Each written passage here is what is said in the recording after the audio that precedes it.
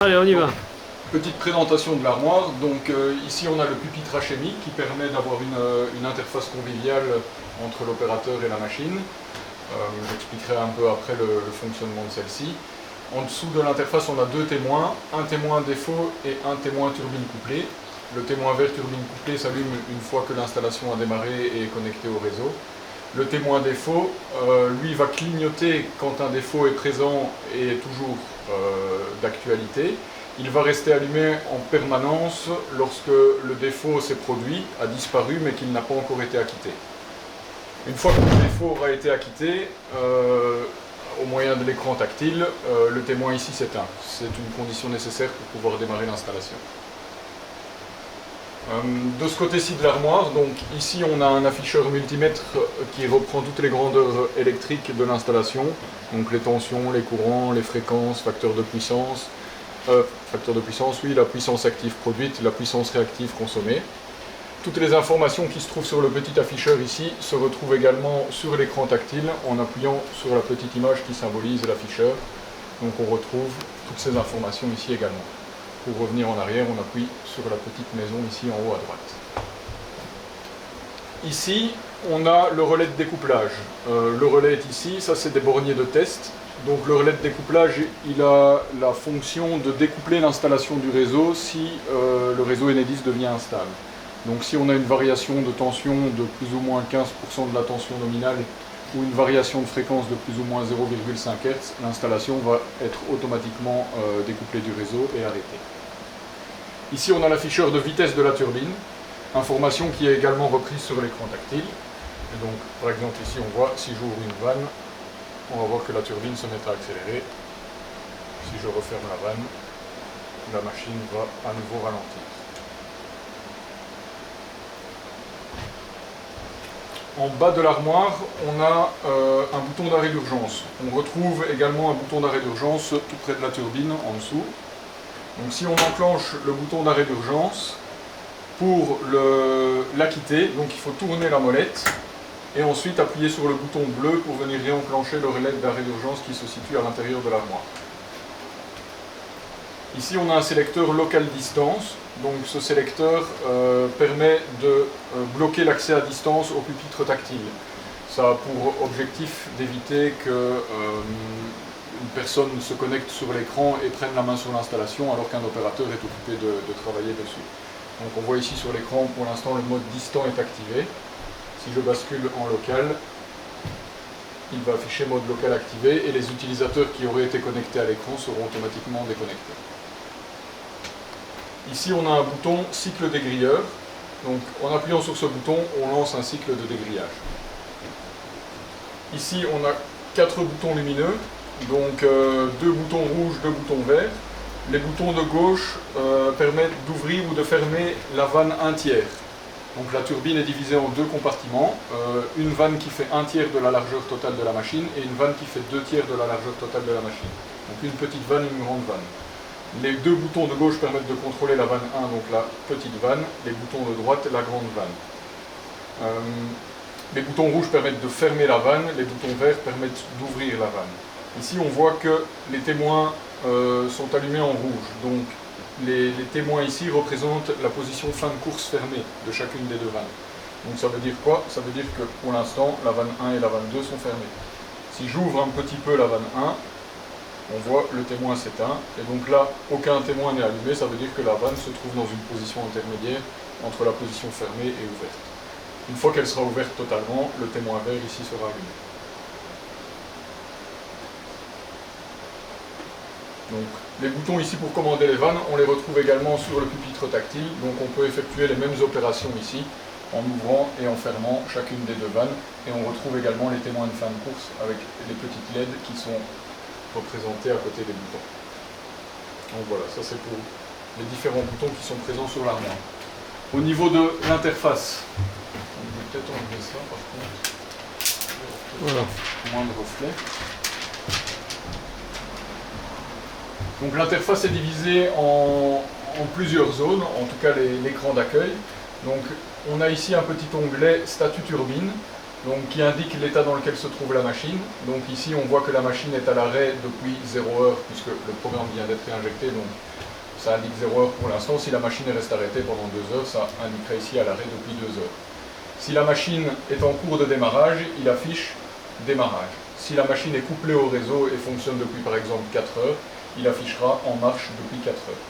Donc le compteur horaire ici est un compteur horaire qui est lié à l'état de la machine dans lequel la machine se trouve. Juste en dessous, on voit aujourd'hui 0 démarrage, 0 découplage. Donc ça, ce sont les informations du jour. Donc si la machine a démarré par exemple une dizaine de fois sur la journée, ben ici il sera affiché aujourd'hui la machine dit démarrage. Même chose pour les découplages réseau. Donc si on a de l'instabilité au niveau du réseau, le relais de découplage va opérer fréquemment et donc ici on aura aujourd'hui par exemple 3 ou 4 découplages. En dessous de l'onglet statut turbine, on retrouve le même mais pour le dégrilleur. Donc ici on voit quand s'est produit le dernier dégrillage, donc dernier dégrillage 7 minutes. Et en dessous on voit aujourd'hui un dégrillage, donc ça permet de savoir combien de dégrillages ont été effectués sur la journée. L'onglet commande de vanne, on en a discuté juste avant, donc vanne 1 tiers, vanne 2 tiers, ouvrir, fermer et les positions des fins de course. L'onglet gestion de niveau, donc sur cet onglet on va retrouver le niveau amont gris en centimètres, le niveau aval gris également en centimètres. Ici on voit qu'ils sont égaux puisque l'installation est à l'arrêt, donc le plan d'eau est constant. Et on retrouve également l'information delta niveau gris qui représente la différence arithmétique entre les deux niveaux pour avoir une image de l'encrassement de la grille. Donc si on a une différence de niveau de par exemple 5 cm entre l'amont et l'aval de la grille, ça veut dire que la grille est encrassée et que le dégrilleur doit se mettre en route. Juste en dessous, on a un petit onglet choix vanne prioritaire. Donc ça permet de sélectionner la vanne par laquelle la turbine va commencer à démarrer. Dans tous les cas, une fois que la vanne prioritaire aura été ouverte totalement par l'automate, la deuxième va continuer et également s'ouvrir dans la foulée. Et inversement, quand l'automate voudra fermer les vannes parce que le niveau d'eau diminue, c'est d'abord la vanne non prioritaire qui va se fermer et ensuite la vanne prioritaire. Donc, on peut choisir la petite vanne ou la grande vanne. Donc la petite vanne sera sélectionnée dans les périodes où on n'a pas beaucoup d'eau, donc en été. Comme ça, la turbine commencera par ouvrir la petite vanne. Dans les périodes où on a beaucoup d'eau, on peut commencer par ouvrir la grande vanne. Ça permet d'arriver plus vite à une puissance intéressante et également de turbiner avec un meilleur rendement. Ici en dessous, on a un encart avec les paramètres de fonctionnement. Donc on retrouve la puissance en kilowatts, qui est également affichée ici sur l'afficheur. On a la vitesse de la turbine, donc qui est la copie de ce que indique l'afficheur ici. On a la production totale depuis la mise en service de l'installation en kilowattheure, la production journalière, donc qui est réinitialisée tous les jours à minuit, le nombre d'heures de fonctionnement total de l'installation depuis sa mise en service, et également un rappel de la consigne de niveau qui a été réglé dans les paramètres de l'écran, ceci afin de voir si le niveau actuel est situé plus ou moins loin de ce qui a été programmé comme consigne. Donc, si le niveau est supérieur à la consigne qui a été ajustée et que la machine se trouve en mode automatique, elle va automatiquement ouvrir les vannes, une à une, pour essayer de faire baisser le niveau et maintenir le plan d'eau au niveau qui a été renseigné dans la consigne. Inversement, si le niveau de l'eau a tendance à descendre en dessous de la consigne qui a été réglée, la turbine va automatiquement fermer ses vannes pour faire remonter le niveau.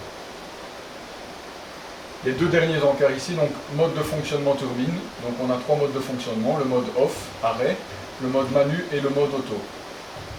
Donc en mode off, évidemment la machine est à l'arrêt. Si on veut démarrer la turbine, on appuie sur auto et la machine va démarrer automatiquement en commençant par ouvrir la vanne qui a été sélectionnée comme vanne prioritaire. Une fois qu'elle aura atteint la vitesse de 265 tours par minute, le démarreur qui est situé à l'intérieur de l'armoire va coupler la génératrice au réseau. Ensuite, l'automate va donner une impulsion d'ouverture de nouveau sur la vanne prioritaire pour que la machine passe en production. Et ensuite, elle va s'ouvrir et se fermer automatiquement en fonction de la quantité d'eau disponible. Le mode manuel, lui, permet de démarrer la machine manuellement. Donc, si je passe sur manu, les vannes ne vont pas s'ouvrir automatiquement. Donc, ça va être à l'opérateur d'ouvrir la vanne de son choix pour amener la machine à la vitesse de couplage de 265 tours. Là, la machine va se coupler automatiquement au réseau. Et après, ce sera de nouveau à l'opérateur d'ouvrir là où les vannes, pour régler la machine à la puissance qu'il souhaite. L'automate ne va jamais ouvrir ou fermer les vannes de la turbine sauf s'il y a un défaut, comme par exemple un défaut de découplage. Alors là, l'automate va quand même arrêter la turbine, mais il ne la redémarrera pas automatiquement. Contrairement au mode automatique où la turbine va redémarrer un certain nombre de fois en cas de défaut. Après un certain nombre de fois qui a été réglé dans les paramètres, elle va indiquer le nombre de démarrage trop élevé et ne redémarrera plus. Mode de fonctionnement des grilleurs, donc on a 3 modes de fonctionnement. On a le bouton cycle qui s'allume également quand le dégrilleur est occupé de faire un cycle de nettoyage. Donc le bouton cycle ici est identique, a le même effet que le bouton cycle qui est situé sur l'armoire. On a un mode minuterie, donc qui permet de lancer un cycle de dégrillage à intervalles réguliers. Cet intervalle peut être réglé dans les paramètres. Et on a un mode delta qui lance un cycle de dégrillage lorsque la différence de niveau entre l'amont et l'aval de la grille dépasse une certaine valeur, également ajustable dans les paramètres. Le mode delta et minuterie peuvent être enclenchés simultanément. Dans ce cas-là, le dégrilleur fonctionnera à intervalles réguliers et également lorsque la grille aura tendance à s'encrasser. Ici en dessous, donc, le premier petit bouton qu'on retrouve, c'est donc pour accéder à la page des paramètres électriques. Le deuxième bouton, c'est pour accéder à la page des paramètres. On a 2 pages de paramètres. Donc ici, on est sur la page 1. On appuie sur page 2, on arrive dans la deuxième page des paramètres. Pour quitter, on appuie sur l'onglet Sauver et quitter. Le point d'exclamation permet d'accéder à la page qui reprend toutes les alarmes qui ont eu lieu depuis la mise en route de la machine. Le bouton Acquitte ici est le bouton qui va permettre d'acquitter l'alarme quand le témoin ici sera allumé en continu. Si on essaie d'acquitter une alarme alors que le témoin est clignotant, ça veut dire que le défaut est toujours présent, donc on aura beau essayer de l'acquitter, la ligne indiquant le type d'alarme va passer du rouge au jaune, mais ça ne va pas passer au vert.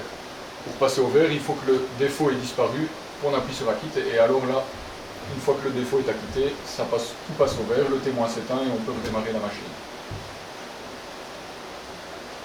Donc ce sont également ces alarmes-là qui sont envoyées par email aux adresses que vous m'aurez renseignées. Ici, on a le graphique.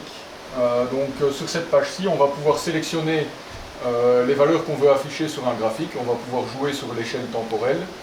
On peut représenter plusieurs valeurs aussi en même temps. Donc on peut par exemple représenter le niveau d'eau, amont, aval de la grille, et également la puissance, et pour pouvoir comparer et comprendre par exemple que quand le niveau baisse, on va voir que la puissance va suivre et va baisser également.